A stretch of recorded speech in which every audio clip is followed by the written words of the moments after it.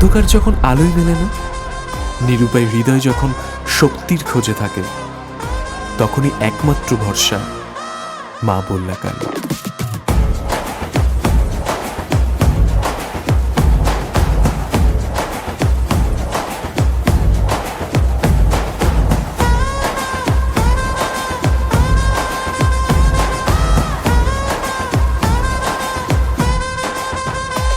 তিনি শুধু শক্তির দেবী নন, তিনি মায়ের মতো আগলে রাখেন, যোগান দেয় সাহস।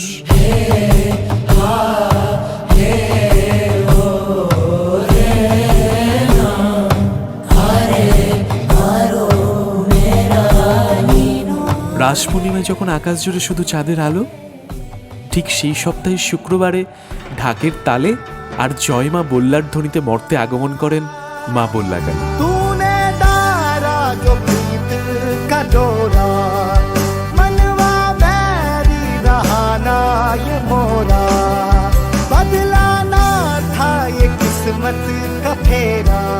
আর আজ সেই মায়ের বিদায়ের দিন। বিদায়ের মধ্যেই আছে আশীর্বাদের অঙ্গীকার, শক্তির প্রতিশ্রুতি।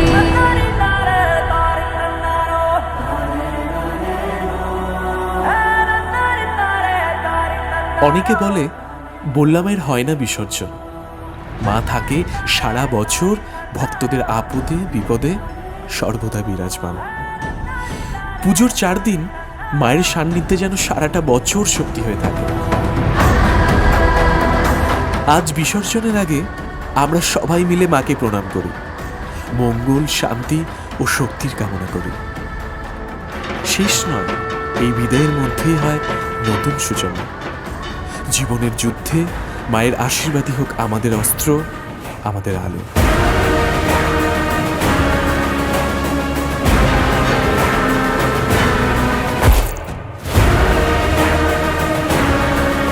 কথিত আছে বল্লা মায়ের বিসর্জনের দিন মাকে মন্দির থেকে পুকুরে নিয়ে যাবার সময় কাঠামো থেকে সরানো যায় না।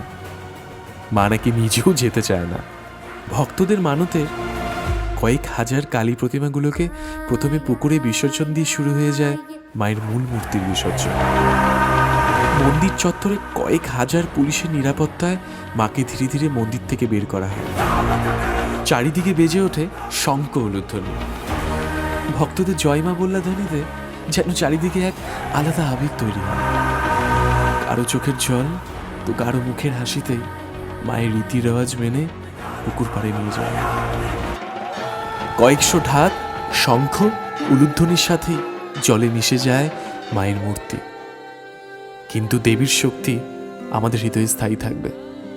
অশুভ শক্তির বিনাশ আর শুভের জয়, এই বার্তাই বিসর্জনে।